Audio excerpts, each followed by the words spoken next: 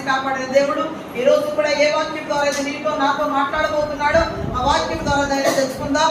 మరి తీతుకు 3 మొదటి వచనం దగ్గర నుంచి చూద్దాం. అధిపతులకు అధికారులకు లోబడి విధేయులుగా ఉండవలెననియు ప్రతి సత్కార్యము చేయుటకు సిద్ధపడి ఉండవలెననియు మనుషులందరి ఎడల సంపూర్ణమైన సాత్వికమును కనపరచుచు ఎవరిని దూషింపక జగడమాడని వారును శాంతులై ఉండవలెననియు వారికి జ్ఞాపకము చేయము. ఏం చేయాలండి? చాలా మంచి మాటలు కనబడుతున్నాయి. ఇక్కడ చాలా ఆ మాటల్లో ఉన్న మాధుర్యాన్ని ఒకసారి మీరు పట్టుకోండి. చాలా సార్లు మనం అనుకుంటూ ఉన్నాం, నేను అన్నిటిలోని విధేయత కలిగి ఉన్నాను అనుకుంటున్నాం. ఏదో విషయంలో మనం పడిపోతున్నామేమో. ఇక వాక్యములు అంటున్నాడు, అధిపతులకు అధికారులకు లోబడి విధేయత కలిగి ఉండాలంటండి. మన మాస్టర్ మనం గౌరవిస్తాం కదండి. మాస్టర్ గౌరవిస్తామా? వారికి సరైన సమాధానం చెప్పకపోతే ఆయన ఏం చేస్తాడో బెత్తమిచ్చి పడతాడు. ఎందుకు? మనకు బుద్ధి రావాలని. ఇప్పుడు ప్రభు ఏ బెత్తం పెట్టుకుంటలేదు, కానీ ప్రభు అంటున్నాడు విధేయత కలిగి ఉండమంటున్నాడు. దేవుని స్తోత్రం, హల్లెలూయా.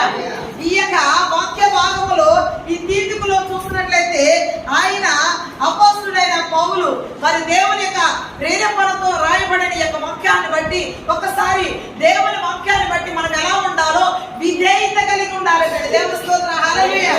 ఏమి కలిగి ఉండాలంటండి?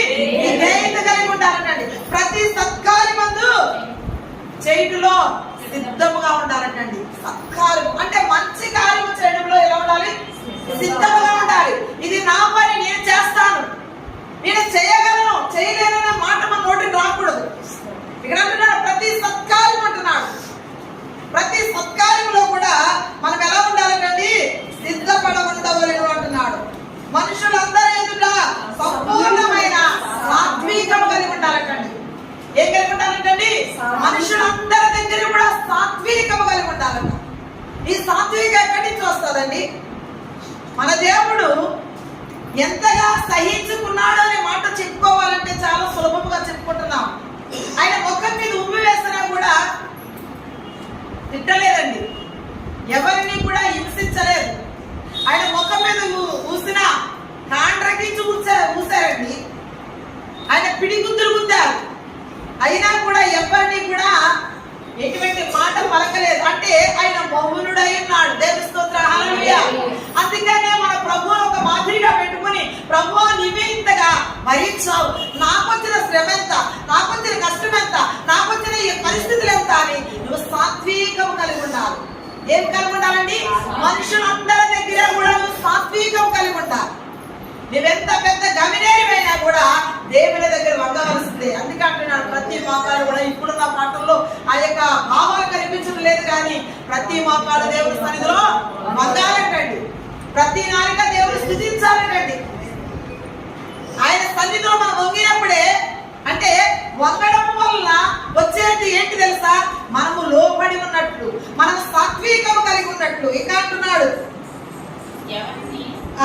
సాత్వికము ఎవరిని దూషింపక, ఎవరిని కూడా ఏం చెప్పకూడదండి? దూషించకూడదు. నేను పెద్ద మంచిది కదా, నేను గవినేరుని కదా అని నువ్వేం చేస్తావంటే ఎదుటి వాడిని దూషించేస్తాం. వాళ్ళు ఎంత నా ముందెత్తాడు, నేను వాళ్ళందరూ కూడా వేస్ట్ అంటే చాలా సింపుల్ గా తీసి పడేస్తాం. వాళ్ళు ఎలాంటి వాళ్ళు అయి ఉండొచ్చు, మన దగ్గర చిన్నగా కనపడి ఉండొచ్చు, మనము దూషించేస్తాం.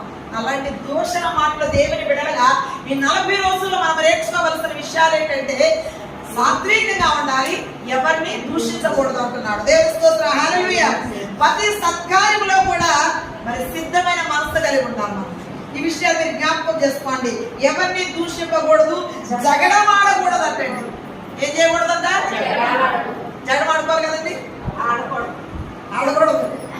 చాలా మంది ఆడేస్తున్నారే, వాళ్ళు కంట్రోల్ చేస్తారు. దేవుని రాలేదు కంట్రోల్ ఏంటంటే వాడి దగ్గరికి వెళ్ళి చెప్తే మనం ఊరుకోవాలండి. మనందు ప్రార్థన చేద్దాం, ప్రభా పలానా ఆమె గొడవడేస్తుంది, జగడమాడుతుంది తండ్రి, వాడు మార్చుతాడని చిన్న ప్రార్థన చేద్దామండి. జగడమాడకూడదు అంటున్నాడు. ఇంకా కింద మాట్లాడుతున్నాడు శాంతంగా ఉండాలంట. ఏది జరిగినా కూడా చాలా ప్రశాంతంగా ఉండాలి. కొట్టేసుకుంటారనుకో డబ్బులుగో చూసుకోవాలి, శాంత కూర్చో. ఆ దెబ్బలకంతా కూడా ఏం జరగదు. చక్కగా వాళ్ళు ఏళ్ళు తగ్గి పడిపోయి మళ్ళీ నీ దగ్గరికి వచ్చి మాట్లాడు. మనం వెళ్ళి అడలోకి వెళ్ళామనుకోండి, వాళ్ళ దగ్గర ఏమవుతుందంటే మళ్ళీ తిరిగి మనకే వస్తాయి. నువ్వు ఆ రోజు విన్నావు కదా, నువ్వు మాట్లాడమేంటి అని మళ్ళీ వాళ్ళకి మనకి ఏం పెరుగుతుందంటే డిస్కషన్ పెరిగిపోతుంది. అందుకని సాత్వికం ఉండాలంటే, శాంతంగా ఉండాలంటే, వాళ్ళు ఎవ్వరిని నిన్ను ఏమనుకున్నా కానీ, నిన్ను వాళ్ళు ఏమనుకున్నా కానీ, నిన్నేమన్నా కానీ నువ్వు శాంతంగా నువ్వు ఆలోచిస్తే దేవుడు సమాధానం పరుస్తాడు. దేవుడు స్తోత్రం. హల్లెలూయా. ఇంకా ఏమంటున్నాడు, వారిని జ్ఞాపకం చేసుకోవాలండి. శాంతంగా ఉన్న వాళ్ళని మనం ఏం చేయాలి? జ్ఞాపకం చేసుకోవాలండి. ఇంకా కింద చూద్దాం. ఎందుకనగా మనము కూడా మునుపు అవివేకులమును అధీనమును మోసపోయిన వారము నానా విధములైన దురాశలకును భోగములకు దాసులమై ఉండి దుష్టత్వమునందును అసూయయందును ఎలా గడిపేస్తాడండి? అన్నిటిలో కూడా నీవు ఉన్నావు. లేని వాళ్ళంటే ఎవరు లేరండి. అన్నిటిలో కూడా అవివేకం ఉంది, దుష్ట ఆలోచనలు ఉన్నాయి, చాలా ఆలోచనలు ఉన్నాయి. మనకి ఇక్కడ చెప్తున్నాడు కదా, అవివేకం ఉంది, మోసకరమైన మాటలు ఉన్నాయి, నానా విధమైన దురాలోచనలు ఉన్నాయి. ఇవన్నీ కూడా మనలోనే ఉన్నాయి. దేవుని స్తోత్రం. హల్లెలూయా. ఇవన్నీ చేసి మనము దేవుని బిడ్డలుగా ఉన్నాం కాబట్టి ఒకసారి ఆలోచన చేయండి, ఎలా ఉంటున్నాం, ఏ విధంగా జీవిస్తున్నామో ఒకసారి ఆలోచన చేయండి. ఇంకా కింద అంటున్నాడు, అసహ్యులమై ఒకరినొకరు ద్వేషించుతూ ఉంటివి గాని, ఒకరిని ద్వేషించుకుంటూ ఉంటివి గాని, మన రక్షకుడైన దేవుని యొక్క దయయు మానవుల ఎడల ఆయనకున్న ప్రేమయు ప్రత్యక్షమైనప్పుడు దేవుని స్తోత్రం. హల్లెలూయా. ఎంత గొప్ప మాట చూడండి. మన రక్షణ దేవుడు మనకి దయచేస్తున్నాడండి. ఆయన రక్షణ, ఆయన మన ఎడల దయచేస్తున్నాడు. మనం ఒకరినొకరిని దేశించుకోకండి, ఒకరినొకరు క్షమాపణ కలిగి ఉండండి, ఒకరొకరు ప్రేమ కలిగి ఉండండి. అంటే దేశించే మనసు మనకుంది. వాటిని తీసుకుని మనం జాగ్రత్తగా ఉంటే ఇక్కడ చెప్పినట్లుగా 4వ వచనం చెప్పినట్టుగా మన రక్షణకర్తైన దేవుని యొక్క దయ మానవుడి ఎడల ఆయన ప్రేమను ప్రత్యక్షపరుస్తామండి. దేవుని స్తోత్రం. హల్లెలూయా. యేసు ప్రభువుని తీసుకుని మనం జీవించలేము కానీ ప్రత్యక్షంగా ఆయనే మనకు కనబడతాడు. దేవుని స్తోత్రం. హల్లెలూయా. అంటే నీ నోటి నుండి శుభవచనాలు రాణిస్తాడు. నీ నోటి నుండి అపవిత్రమైన మాట రాకుండా నీవేదైనా అక్కడ తప్పు మాట్లాడవలసి వచ్చినా కూడా ఆయన ప్రత్యక్షమయ్యి నీ మాటను కంట్రోల్ చేస్తాడు, నీ ఆలోచనలు కంట్రోల్ చేస్తాడు, నీ బ్రతుకులు మార్చేస్తాడు. నీవు అనుకున్న దానికంటే రెండింపు దీవెన చేత నింపుతాడు. ఇలాంటివి కావాలి అంటే దేవుని సన్నిధిలో మనం ఏం చేయాలి? మొరపెట్టాలి. దేవుని స్తోత్రం. హల్లెలూయా. ఇక్కడ మన క్రియలు బాగోవాలి, మన యొక్క పద్ధతులు బాగోవాలి, దేవుని ప్రేమించి మనసు బాగోవాలి. ఇవన్నీ మనలో ఉంటే ఇక్కడ అంటున్నాడు కదా. ఇంకా 5వ వచనంలో చూసినట్లయితే మనము నీతిని అనుసరించి చేసిన క్రియల మూలముగా కాక తన కనికరము చొప్పుననే పునర్జన్మ సంబంధమైన స్నానము ద్వారాను పరిశుద్ధాత్మ మనకు నూతన స్వభావము కలుగజేయుట ద్వారాను మనలను రక్షించెను. నూతన స్వభావం అంటే నూతన జీవితము, నూతనత్వము, ఇవన్నీ కూడా ఒక్కసారి ఆలోచించండి. అంటే రోజు మన బట్టలు శుభ్రం చేసుకున్నట్టుగా, మన వంటిని శుభ్రం చేసుకున్నట్లుగా రోజు కూడా మనం శుభ్రపరచుకోవాలి దేవుని వాక్యం ద్వారా. అంటే నూతన పరచబడుతూ ఉండాలి. రోజుకు ఒక నూతనమైన ఆస్తులు తలుస్తాయి మన దేవుని దగ్గర రావాలి. ఇలా రావాలి అంటే దేవుని దగ్గర రోజు ప్రార్థన చేయాలి. అందుకే పూర్వకాలంలో మాట చెప్పేవారు, దేవుడు నమ్ముకున్న బిడ్డలు మోకాళ్ళ ప్రార్థన చేస్తే మొఖం తెల్లబడుతుంది. అంటే నీకు రాస్తే కదండి, పరిశుద్ధాత్మతో తెల్లబడుతుంట. దేవుని స్తోత్రం. హల్లెలూయా. వాడు ముఖము ప్రకాశంగా ఏర్పడుతుందంటే అంటే దేవుని యొక్క తేజోముఖము ఆ ముఖంలో పెడతాడు. కాబట్టి ఎంత నీరసముగా ఉన్నా, ఎన్ని కష్టాలున్నా, ఎన్ని బాధలున్నా ఈ యొక్క ముఖాన్ని ప్రార్థన వారి ముఖాన్ని తేజోముఖంగా చేస్తారు. నీ ముఖం చూసినప్పుడు ఎలాంటి వాడికైనా జాలి కలిగిస్తారు, ఎలాంటి వారికైనా నీ కష్టం వాళ్ళ కష్టం నీతో పంచుకోవాలనుకుంటారు, ప్రార్థన చెయ్యని చెప్పగలుగుతారు. ఏంటంటే నీ ముఖంలో ఒక తెల్లదనం కనపడుతుంది కాబట్టి, నీ ముఖంలో యేసు ప్రభువు ప్రత్యక్షమయ్యారు కాబట్టి, నీ ముఖంలో ఆయన యొక్క రూపము కనపడుతుంది కాబట్టి చూపించాలి అంటే యేసు ప్రభువుని తీసుకొచ్చి మనం చూపించలేము, కానీ మన రూపము ద్వారా, మన ఆలోచన ద్వారా, మన ప్రార్థన జీవితం ద్వారా, మనము ఆయన మనలో ఉన్న ద్వారా మనము దేవుని చూపించగలుగుతాం. దేవుని స్తోత్రం, హల్లెలూయా. ఇక్కడ మరి చూసినట్లయితే మన నీతిని అనుసరించి చేసిన క్రియలు మూలముగా అంటున్నాడు. మన క్రియలు బాగోవాలి. దేవుని యొక్క సన్నిధిలో మనం ఆలోచించేయండి ఒకసారి. మన క్రియలు బాగోవాలి. మనము కనికరము చెప్పునే సంబంధమైన అంటున్నాడు. అంటే మనకు సంబంధించినవి లోకానుసారని మనం ఏం చేయాలి? విడిచిపెట్టాలి. ఇంకా కింద మాటలు అంటున్నాడు, పరిశుద్ధాత్మ మనకు నూతనము స్వభావములు కలిగించాడు. అంటే దేవుని ఆత్మ మనలోనికి వెళ్ళడం ద్వారా దేవుడు ఏం చేస్తాడంటే నూతనమైన స్వభావాన్ని దేవుడు మనకి ఇస్తాడు, నూతనమైన ఆశీర్వాదాలు మనకి ఇస్తాడు, మన గిన్నె నిండి పొల్లలాగా ఆశీర్వదిస్తాడు, మన యొక్క బ్రతుకును మారుస్తాడు, మన జీవితాన్ని మారుస్తాడు. చేస్తున్న ప్రార్థన ఎప్పుడు వ్యర్థము కాలేవాడు. ఈ రోజు నీకు దయలేదనుకుంటున్నావేమో, రేపు దినానికి కార్యం సఫలం అవుతుంది. దేవుని స్తోత్రం, హల్లెలూయా. భారం యావత్తు ఆయన మీద వేస్తాం, దేవుడు తీరుస్తాడు. ఆలస్యమైన కూడా నువ్వు కంగారు పడకు. దేవుడా, నువ్వు ఈ రోజు వాక్యంతో మాట్లాడావు కదా, ఈ రోజు సాయంత్రం నాకు పని అయిపోవాలంటే కుదరదు. ఆయన ఇస్తాడు, ఇచ్చే వరకు ఎదురు చూడాలి. ఇక్కడ అంటున్నాడు కదా, మంచి స్వభావం, నూతనమైన స్వభావం కలిగించే ద్వారా మనకు రక్షించింది. దేవుని స్తోత్రం, హల్లెలూయా. ఇంకా కింద మాటలు చూసినట్లయితే మనము ఆయన కృప వలన పిలిచబడి, మనకు ఆయన కృప వలన. ఏ కృప అండి? దేవుడిచ్చే కృప, దేవుడిచ్చే ఆశీర్వాదం, దేవుడి చేసే మేలును బట్టి ఆ కృప వలన మనము నీతిమంతులుగా. ఎవరు తీరుస్తారు? దేవుడు మనల్ని నీతిమంతులుగా తీరుస్తాడు. దేవుని స్తోత్రం, హల్లెలూయా. నీతిమంతులుగా తీర్చడమే కాదు, నిత్య జీవమును గూర్చిన నిరీక్షణను బట్టి దానికి వారసులు అవ్వుటకై ఆ పరిశుద్ధాత్మను మన రక్షకుడైన యేసు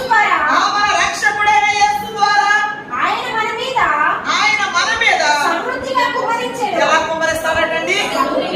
సమృద్ధిగా కుమ్మరిస్తాడట. అంటే తక్కువ కాకుండా ఎక్కువగానే మన మీద కుమ్మరిస్తాడట. దేవుని మాట మనం వినాలి. ఆయన కృప వలన మనం ఏం చేయాలంటే నీతిమంతులుగా తీర్చబడి నిత్య జీవమును గూర్చిన నిరీక్షణ ఉండాలి. ఏ నిరీక్షణ ఉండాలండి? నిత్య జీవమును గూర్చిన నిరీక్షణ ఉండాలంటున్నాడు. ఆ దాన్ని బట్టి మనందరము కూడా పరిశుద్ధాత్మతో రక్షణ పొందుతూ ఉండాలి. దేవుని స్తోత్రం, హల్లెలూయా. దేవుని యొక్క రక్షణలో మనం ఉండాలి, దేవుని యొక్క దీవెనలో మనం ఉండాలి. యేసుక్రీస్తు ద్వారా కానీ మనము దేవుని ద్వారా కూడా సంపూర్ణమైన కుమ్మరింపు ఏ ద్వారా మనం పొందుకోలేమండి. దేవుని స్తోత్రం, హల్లెలూయా. ఇక్కడ అంటున్నాడు, ఆయన యొక్క కుమ్మరింపు మన మీదకి రావాలి అంటే, దేవుని సన్నిధిలో దేవుని ఆత్మ మన మీద తాకాలి అంటే మనం ఏం చేయాలంటే ప్రార్థన చేయాలి. ఆత్మ కావాలని ప్రార్థన చేయాలి. నేను అదే చెప్తున్నాను. మన బిడ్డలు అన్నం అడిగినప్పుడు అన్నం పెడతాం, అమ్మ పప్పలు పెట్టినప్పుడు పప్పులు పెడతాం, అంతే కదండి. పప్పలు అడిగినప్పుడు పప్పులు పెడతాము, అన్నం అడిగినప్పుడు అన్నం పెడతాము. అమ్మ నాకు పెద్ద కావాలి, పుస్తకం కావాలన్నప్పుడు అవే కొంటాం. అలాగే ప్రభు దగ్గరికి వచ్చినప్పుడు ఏమడగాలని తెలుసా మీరు? ప్రభా, నా కుటుంబం దీవెన కావాలని అడిగారు, మంచిదే, బాగుంది. మీరు కుటుంబం మారాలని ప్రార్థన చేస్తున్నారు, నీ ఆరోగ్యం బావాలని ప్రార్థన చేస్తున్నావు, కానీ ఆత్మచేతులు ఎదగాలని నువ్వు ప్రార్థన చేయట్లేదు, వరాలు కావాలని ఎందుకు అడగట్లేదు? నువ్వు దేవుని దగ్గరకు వచ్చి ఏమడగాలి తెలుసా? ప్రభా, నీ ఆత్మతో నన్ను నింపండి ప్రభా, నాకు భాషల వరివి ప్రభా, నాకు స్వస్థత వరివి తండ్రి, అనేకులకు తండ్రి ఒక మాదిరిగా నన్ను నిలబెట్టండి ప్రభా, నాయన నా సంఘములో ఒక స్థిరమైన బిడ్డగా నన్ను నిలబెట్టి ప్రభా. నువ్వు అడిగితే దేవుడు ఎందుకు ఇవ్వడు? నీ బిడ్డ అడిగితే నువ్వు బిడ్డ కోరిక తీరుస్తున్నావు కదా, నీ తండ్రిని నువ్వు అడిగితేనే కదా నీకు ఇస్తాడు. అడగండి, దేవుడు ఇస్తాడు. దేవుని స్తోత్రం, హల్లెలూయా. దేవుని ఆత్మతో ఆనందించాలి అంటే దేవుని సన్నిధిలో స్తుతి ఆరాధన చేస్తున్నప్పుడు నీ వద్దు ప్రార్థన చేయి, దేవుడు నీతో మాట్లాడు. దేవుని స్తోత్రం, హల్లెలూయా. అపొస్తలుల కార్యంలో చాలా సార్లు మా వాక్యం చదివాం. ఇక్కడ మరి ఆంగ్ల భాషలతో మాట్లాడినప్పుడు వారి యొక్క ఏం మాట్లాడుతున్నారో వారికి కూడా అర్థం కాలేదంటే అంతా మరి దేవునితో మరి లీలమైపోయారు. పరిశుద్ధాత్మతో నింపబడిపోయారు, అన్య భాషలు మాట్లాడుతున్నారు. ఎంత అద్భుతమైన కార్యం అండి అక్కడ. ఈరోజు కూడా మన సంఘానికి ఉన్న లోటు ఏమైనా ఉంది అంటే పరిశుద్ధాత్మ లోటుగా ఉంది. దేవుని స్తోత్రం. హల్లెలూయా. మన సంఘము సమృద్ధిగా కుమ్మరించబడాలి అంటే ఆత్మ కూడా మన సంఘంలోకి రావాలి. చల్లారిపోతుంది. చాలా ప్రయత్నం చేస్తున్నాను కానీ దాని వెలుగును చూస్తున్నాము కానీ దాని అనుభవాన్ని మనం చూడలేకపోతున్నాం. ఆ సహోదరి చాలా సార్లు ప్రార్థన చేస్తున్నా కూడా చూపిస్తున్నాడు ఆయన.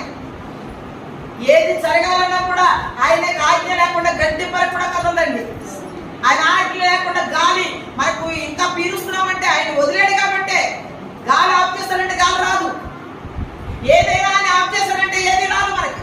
దయచేసి మీరు అర్థం చేసుకోండి. ఆయన మనం ఇంకా జీవింప చేస్తున్నాడు అంటే నీ ఎడల నా ఎడల మంచి ప్రణాళిక కలిగి ఉన్నాడు కాబట్టి ఆ ప్రణాళిక నెరవేర్చబడాలి అంటే నీవు నేను కూడా ఆ పరిశుద్ధాత్మ వరము కొరకు మనం ఏం చేయాలంటే దేవుణ్ణి అడగాలండి. దేవుని స్తోత్రం. హల్లెలూయా. అడిగి ఇక్కడ అంటున్నాడు సమృద్ధిగా కుమ్మరించదని అంటున్నాడు. కొంచెముగా అనలేదు, సమృద్ధిగా కుమ్మరించేదని అంటున్నాడు.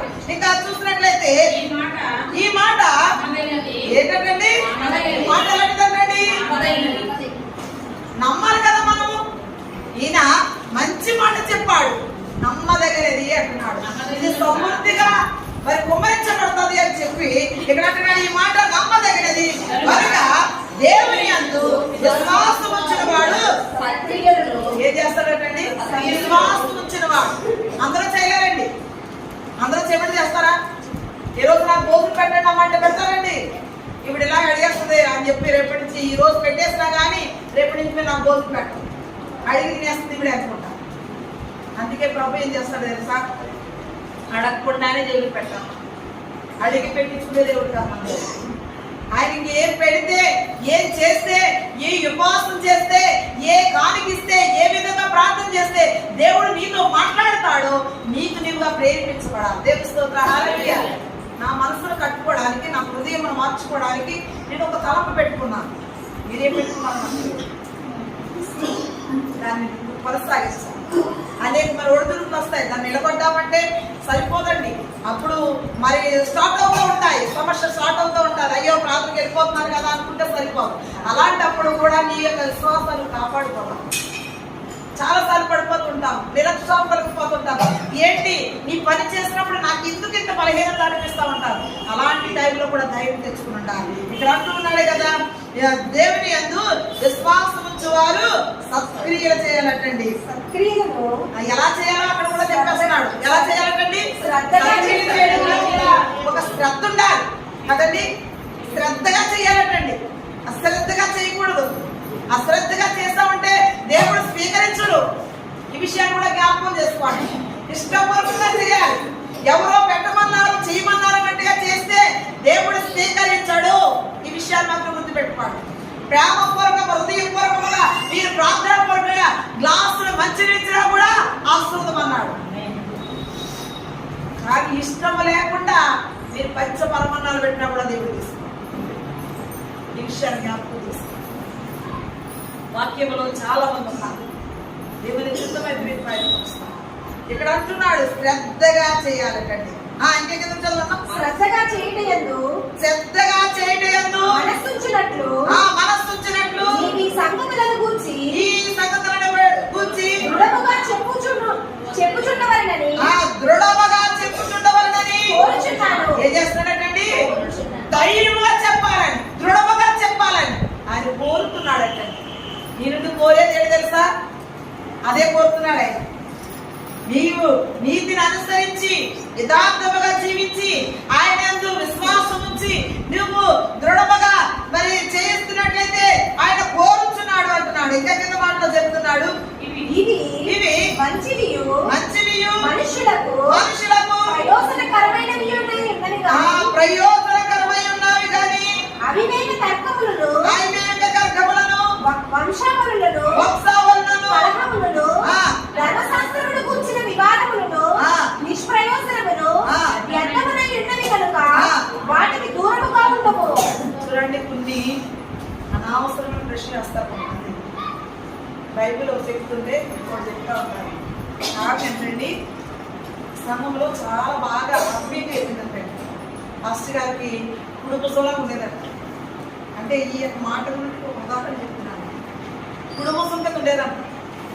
పాస్టర్ గారు ఇంకా వాక్యం చెప్పారంటే ఇంకా ఆవిడే మొత్తం అంతా చేసి అంతా ఆల్మోస్ట్ ఆవిడ చేసిన అంత విశ్వాసంగా ఉండే ఆమె ఒక రోజుని ఆయన ప్రసంగం చేసి ముగించిన తర్వాత పాస్టర్ గారిని మీరు చేసిన ఇంకా బోధ బాగోలేదండి అన్నది. అమ్మా నా బాధ బాగలేదా, అయితే ఇలా కాదా అని చెప్పి నువ్వు ఇంత వరకు ఎదిగిపోయావమ్మా అని మరొకసారి నువ్వు కూడా ఆలోచించుకోమ్మా అన్నారు పాస్టర్ గారు. ఇంటి దగ్గరికి వెళ్ళి ఆలోచించడం ప్రారంభించాడు. సాతాను గాడు మన ప్రేమను ఎంత సులభంగా దూరం చేస్తాడనే విషయాన్ని మీకు జ్ఞాపకం చేస్తున్నాను. ఈ సహోదరి పాస్టర్ గారి ప్రశ్న వేసేసింది. ఆయన బలిపీఠం మీద ఉన్నప్పుడు తప్పు మాట్లాడినా కూడా ఆయనదే శిక్ష కానీ మంద కాదు. ఆ విషయాన్ని జ్ఞాపకం చేస్తాను. అయితే ఆయన చెప్పారు, కానీ మీ యొక్క సందిగ్ధంలో పడిపోయింది. పాస్టర్ గారు డౌట్ అడిగేసింది, దాన్ని క్లియర్ అవ్వలేదు. ఈమె యొక్క ఆలోచన, అమ్మా ఇలా అయితే నువ్వు చాలా కష్టం అమ్మా అని చెప్పేసి అన్నారు. మరి ఆమె ఇంకా ప్రశ్న మీద ప్రశ్న ఎదుర్కొంటా ఉందంట. ఎదుర్కొంటా ఉంటే చర్చికి రావడం మానేసి ఇంటి దగ్గర ఆలోచించడంలో పడ్డారు. పడి పడి పడి పడి మొత్తానికి సంఘాన్ని విడిచిపెట్టేస్తున్నారు. నిష్ప్రయోజనమైన మాటలు వ్యర్థమని చెప్తున్నారు. దేవుని హల్లెలూయా. బైబిల్లో ఉన్న మాటల కంటే కొన్ని ప్రశ్నలు ఎక్కువైపోతూ ఉంటాయి, కొన్ని ఆలోచనలు ఎక్కువైపోతూ ఉంటాయి. దేవుడు ఇలా చెప్పాడు కదండి, మరి క్రీస్తు వచ్చి ఒకలా చెప్తున్నారు, బైబిల్ కృష్ణుడు వచ్చి ఒకలా చెప్తున్నారు, పెద్దపుస్తకుడు వచ్చి ఒకలా చెప్తున్నారు, బాప్టిస్టుడు ఒకలా చెప్తున్నారు. ఈ బోధలు కాదు మనకు కావాల్సింది. బైబిల్లో ఉన్న మాటలు పట్టుకుని పోతే చాలండి. దేవుని స్తోత్రం హల్లెలూయా. బోధలు నా పరుపులుగా నేను చేస్తాను. ఇప్పుడు స్వస్థతకు వెళ్తారు, దాన్ని దేనికించి చెప్తారు. ఆ పదం మాట్లాడేటప్పుడు కూడా దీర్ఘం వస్తుంది, మనకు దీర్ఘం కాదు. అంటే మనం అలా చేయటం లేదని ప్రశ్న వేయడానికి మనకు సరిపోం. అందుకని ఇటువంటి వచ్చింది కంటే మనం దేవునికి దూరం అయ్యేదానికంటే దేవుడు వాక్యాన్ని బట్టి దేవుడు ఏ మాట అయితే మాట్లాడాడో అది తక్కువ రైట్ అని జ్ఞానం చేసుకుని ఇంటికి వెళ్ళిన తర్వాత ప్రార్థన చేసుకున్న తర్వాత, రవ్వా నీ మాటలు నా హృదయంలో ఉంచుతాను రండి, చెడ్డవి నాలోని తీసే, మంచివి నా హృదయంలో లోపలికి వెళ్ళి తండ్రి ప్రార్థన చేసుకోవాలి. అంతేగాని ఇది ఇలా చేస్తారండి, ఈ వాక్యములు ఎలా చెప్పారండి అంటే ఒక్కొక్కరు ఒకలా చెప్తారు, ఇంకొక ఆయన ఒకలా చెప్తాడు, నేను ఒకలా చెప్తాను, మీరు ఒకలా చెప్తారు. నేను పాయింట్ అప్ చేయడానికి ఏమంటామో ఆ విషయాన్ని జ్ఞాపకం చేసుకోండి. టైం అయిపోతుంది. మరి ఇక్కడ నిష్ప్రయోజనమైన మాటలు వ్యర్థం అని చెప్తున్నాను. దేవుని స్తోత్రం హల్లెలూయా. మరి విషయాలు కూడా జ్ఞాపకం చేసుకోండి. మరి ఇంకా కింద మాటలు అంటున్నాడు, మరి నిష్ప్రయోజనమైన మాటలు వ్యర్థమని ఉన్నవి అని కనుక వాటిని దూరంగా ఉండాలి. వాటికి ఏం చేయాలి? మనం దూరంగా ఉండాలి కదా. చెడ్డ మాటలు ఉన్నప్పుడు నేనైనా చెడ్డ మాట చెప్పాను అనుకోండి, దానికి పాస్టర్ గారు చెప్పారా, అది ఎంత మటుకు రైట్ అని మళ్ళీ ఒకసారి ప్రార్థన చేసుకుని మళ్ళీ వచ్చి అడగండి, దాని డౌట్ క్లియర్ అయిపోతున్నాం. అంతేగాని వెంటనే వ్యతిరేకంగా మాట్లాడేసాం అనుకోండి, మన సమస్యలు పెరిగిపోతా ఉంటాయి కదండి. పేతురు గారు అలాగే చేస్తారు, కంగారు పడిపోయి పాపం. నేను దేవుడితో, మరి నేను అస్సలు అబద్ధం అంటే అబద్ధవాడును, నేను దేవుడితో ఉన్నాననే మాట చెప్పడానికి తెల్లవారి లోపల 3 కోకలు పూసేటప్పటికి అబద్ధం చెప్తామన్నా సరే అబద్ధం చెప్పాలనుకున్నాడు. కానీ ఆటోమేటిక్గా డోర్ కదా, ఇప్పుడు నేను కూడా అలాగే ఉండాలనుకుంటున్నాం. కానీ మన డోర్ కంట్రోల్లో ఉంటుంది సార్. పేతురు గారు నా కంట్రోల్ చేసుకోవాలి అంటే వాక్యం ద్వారా నిష్ప్రయోజన మాటలకు మనం ఏం చేయాలి? దూరంగా ఉండాలి అంటే. ఇంకా కింద మాటలో మతభేదములు కలిగించు మనుషులకి 1-2 మార్లు బుద్ధి చెప్పిన తరువాత వారిని విసర్జించుము. అట్టివాడు మార్గము తప్పి తనకు తానే శిక్ష విధించుకున్న వాడై పాపము చేయించున్నాడని నీవెరుగుదువు. ఇక్కడ కింద మాట వచ్చినప్పుడు చాలా మంచి మాట చెప్తున్నాను. 2-3 సార్లు చెప్పాలంటే నాకైనా చెప్పాలి, మీకైనా చెప్పాలి. అమ్మ ఇది తప్పు అని చెప్పినప్పుడు మీరు లోపడాలి, నాకు చెప్పినా నేను లోపడాలి. బయటపెట్టిన దిగితే మీ పెట్టినాను. దేవుని స్తోత్రం హల్లెలూయా. మాట్లాడినంత సేపు కొంతసేపు గంట అరగంట బాగుపడి నిలబడతాను, అది నాది కాదు. అది మాత్రం గుర్తుపెట్టుకోండి. మీరు అదే చెప్తారు ఎప్పుడైనా, మిగిలితే మీ మనిషిని. అందుకే ప్రభు ఏమంటున్నాడు, 2-3 సార్లు మనం చెప్పాలి, సరి చేసుకోవాలి. లేదు వినలేదు కదా వదిలేయండి. వదిలేస్తే ఆ శిక్ష ఏంటో వాళ్ళకి తెలుస్తుంది. అప్పుడు అంటున్నాడు కదా, శిక్ష విధిలో వాడు పాపము చేయించున్నాడని మనం ఎదుగు దేవుడి స్తోత్రం హల్లెలూయా. వారు వినలేదు అనుకోండి, వారు పాపం చేస్తున్నాడు. నిజంగా నేను కూడా మంచి మాట ఏంటంటే, ఒకసారి చెప్తా, వినకపోయారనుకో రెండోసారి ఇచ్చాను. ఎవరైనా కూడా విన్నారనుకో, నా మాటకి రెస్పెక్ట్ అయ్యి ఏదైనా మాట చెప్పాలనుకో, చెప్పాలి, వింటేనే కదా చెప్పాలనిపిస్తుంది ఎవరికైనా, అంతే కదా. ఈ పని చేయండి అని అనుకో, చేస్తారనుకో, మళ్ళీ రోజు అమ్మాను ఈ పని చేయరా అంట. ఇంకా ఈ రోజు అర్థం చేసుకోలేదు అనుకోండి, మళ్ళీ రోజుని నా పేరు మీరు వర్తించలేదు. దేవుని స్తోత్రం హల్లెలూయా. నా ఇంట్లో నా బిడ్డలై ఉండొచ్చు, ఎవరైనా ఉండొచ్చు, కానీ వాక్యంగానే మాట్లాడుకోవాలి. అది నా తోడబుట్టుడై ఉండొచ్చు, నా తల్లిదండ్రులు ఉండొచ్చు, ఎవరైనా కూడా దేవుని మాట ఒకసారి 2 సార్లు మాత్రమే చెప్పాలి. దానికి మించి మాత్రము మనం చెప్పకూడదు.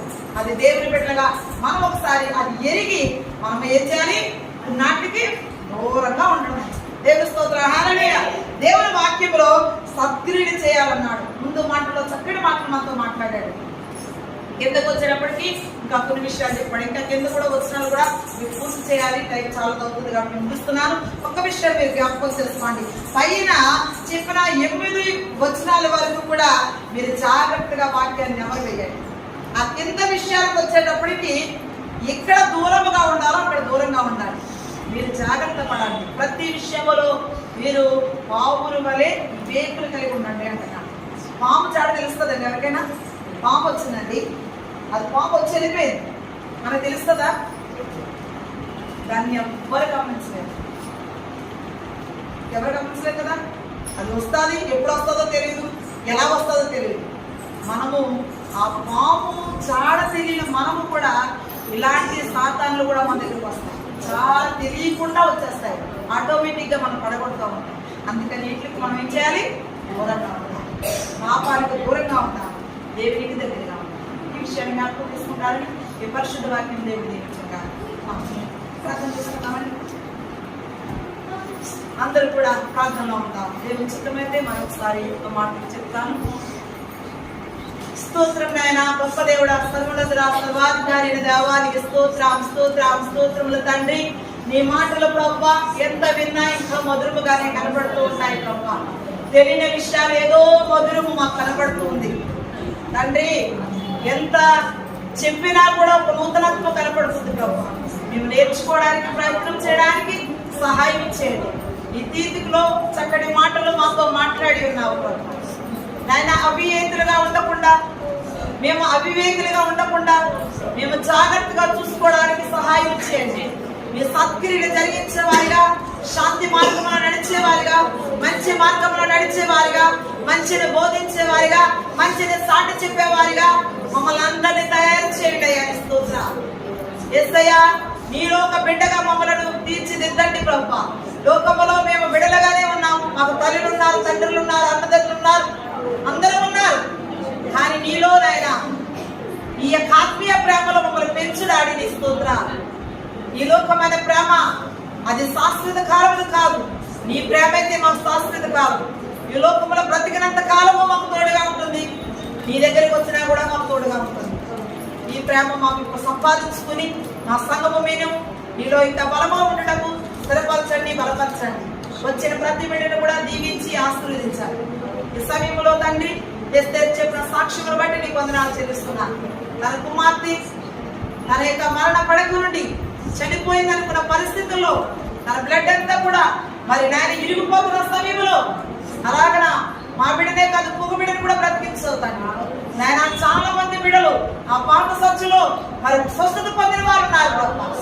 కానీ తండ్రి నాన్న మహిళైతే మళ్ళీ ఈ రోజున సాక్ష్యం రూపంలో ఉంచవుతాను. దాన్ని బట్టి నీకు వందనాలు చెల్లిస్తున్నాను. ఆయన ఇంకా ప్రభా బలమైన బిడ్డగా బిడ్డ తండ్రి తన జీవితాంత కాలము కూడా ఆ సాక్ష్యాన్ని గుర్తు పెట్టుకుని నా తల్లిదండ్రులు, నా అమ్మమ్మ, తాతీలు కూడా ఆయన నా కొరకు ఇంతగా ప్రార్థన చేస్తారని తన ఎంత కాలం ఈ లోకంలో ఉన్నా అంత కాలం గుర్తు పెట్టుకునే భాగ్యాన్ని బిడ్డ అనుగ్రహించి మరి ప్రార్థన చేస్తున్నా. గొప్ప కార్యం చేయండి. అలాగే తండ్రి ఇక్కడ ఉన్న కూడిన బిడ్డలు ప్రభా ఈ రోజు పారుపతి కూడా మరణ పడకు నుండి లేపినట్టు ఆ బిడ్డలు కూడా కాపాడి ఈ రోజు పలహారం తీసుకొచ్చింది ఆ బిడ్డను కూడా దీవించు, ఆశీర్వదించండి. నా ఇద్దరు బిడ్డలను దీవించండి, వారు మంచి ప్రయోజకులైన సహాయం చేయమని ప్రార్థన చేస్తున్నాను.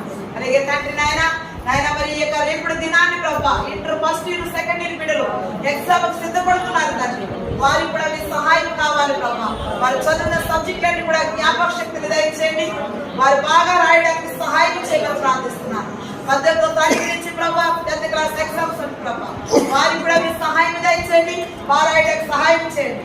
ఈ రోజు నుంచి మేము ప్రార్థన చేస్తున్నాం ఆయన ఈ 18 రోజుల్లో నువ్వు గొప్ప కార్యాలు గొప్ప జ్ఞానం తెలివితేటలను బిడ్డలందరికీ దయచేయండి బాబయ్య. ఎంతమంది అయితే రాస్తున్నారో ఎవరు నిరుత్సాహపడకుండా వారి మంచి విజయం పొందడానికి సహాయం చేయండి. ఎండలకు వెళ్ళి రావడంలో కూడా అలసితే బలహీనతలు లేకుండా వారికి మీ కాపుదల దయచేయండి. అలాగే ఇంటర్వ్యూకి వెళ్తున్నాం బిడ్డలు తండ్రి నాయన ఇంటర్వ్యూకి వెళ్ళిన బిడ్డలు విజయం కొరకు ఎదురు చూస్తున్నారేమో వారికి కూడా దయచేయండి. అందులో ఈశ్వర్ కూడా ఉన్నాడు ప్రభా. అతి త్వరితముగానే మంచి పేరు వచ్చినందుకు సహాయం దయచేయండి ప్రభా. అలాగే తండ్రి మా సంఘంలో గర్భఫలం లేక బాధపడుతున్నారు నాయన. ఈ 40 రోజులు పూర్తయ్యే లోపల బిడ్డలు జ్ఞాపకం చేసుకోదండి నాయన. నీ సంఘంలో ఇప్పటి వరకు ఆ లోటు లేకుండానే నడిపించా నా తండ్రి. ఈ ముగ్గురు బిడ్డలు కూడా ఆ లోటుని నాయన తీర్చాలి ప్రభా. మంచి బిడ్డలు వారి ముందు కూడా సహాయం చేయబడుతున్నా నీ చేతులకు అప్పగిస్తున్నాను ప్రభా. అలాగే యేసయ్య నీకు వందనాలు ప్రభా. మా బిడ్డల యొక్క భర్తలు మారుతున్నారేమో వారు మార్చలేదు. సంఘములో బలమైన బిడ్డలుగా ప్రార్థనకు రావడానికి ఆటంకపరుస్తున్నారేమో వారు ఆటంకపరచకుండా సరికి వచ్చారు. ఇరుగు పొరుగు వారందరూ కూడా కలిసి నీ మందిరంలో ఉండడానికి సహాయం చేయండి. అలాగే కృపతను అనుకుని ప్రార్థిస్తున్నాను. తన టెస్టులన్నింటిలో కూడా మీరు ఉండండి ప్రభా. తనకి నీరు పట్టి నీరు తీస్తున్నారండి తండ్రి. దాన్ని కంట్రోల్ చేయండి ప్రభా. తనకు త్వరగా కోరుకుని ప్రభా క్షేమంగా గ్రహం చేయడానికి సహాయం చేయండి. ఆ బిడ్డ మీద ప్రయోగిస్తున్న ప్రతి వ్యాధిని కూడా యేసునామములో తొలగించమని ప్రార్థన చేస్తున్నాను. ఈ అమూల్య రక్తంలో కడగండి. ఇంకా ఎవరైతే ప్రభా బాధలతో వ్యాధులతో ప్రార్థించమన్నారు అందరి కొరకు పేరు పెంచుకుని ప్రార్థిస్తున్నాను. నాగలక్ష్మి కూడా టైఫాయిడ్ జ్వరంతో బాధపడుతున్నారు. ఆ బిడ్డను కూడా ముందే స్వస్థపరచండి ప్రభా. రేపటి నాకు సచ్చికి రావడానికి ఎటువంటి ఆటంకం లేకుండా ఆ బిడ్డకు ఆరోగ్యం దయచేయమని ప్రార్థిస్తున్నాను. అలాగే రేపు శుక్రవారం ప్రార్థనలో మేమందరం కూడా పాల్గొనే భాగ్యాన్ని త్వరగా వచ్చి నీ సన్నిధిలో పాల్గొంటున్నాను. మంచి వాక్యం ద్వారా వాళ్ళతో మాట్లాడతాను డాడీ. మరొకసారి చేస్తున్నాను. రాజకుమారి కూడా ఎంతో బలహీనంగా కనపడుతుంది. ఉచితమైతే పెట్టుకున్న బలహీనతను తగ్గించి సంపూర్ణమైన ఆరోగ్యం దయచేయమని ప్రార్థిస్తున్నాను. నాకు ఇది పరిచయం చేస్తుంది బిడ్డ. మరి ఎందుకో మరి తండ్రి మరి నాయన బిడ్డ బలహీనంగా ఉంది. చేస్తున్నామని ఇప్పుడు సంపూర్ణమైన ఆరోగ్యం బిడ్డకు దయచేయమని ప్రార్థిస్తున్నాను. అలాగే దాన్ని మా బిడ్డలందరూ కూడా దీవించాను. నన్ను కూడా నీ సరిపోతే ఇంకా ముందుకు నడిపించాను. ఈ ఆయాసకరమైన పనులు ఏమైనా నేను చేస్తున్నట్టయితే ఈ శ్రమంలో ఆయన ఇప్పుడే మార్చుకుని ప్రార్థిస్తున్నాను. ఉపయోగపడితే నన్ను బలంగా వాడుకుని నడిపిస్తాను. ఈ యొక్క సమయంలో చేయబడే ప్రార్థన ద్వారా మా ఘనత మీరు ఎవరి కోసమని ఏ విషయం ప్రార్థన చేయకపోతే జ్ఞాపకం చేసుకుంటాను. యేసు పరిశుద్ధ నామములో సంపూర్ణ విశేషం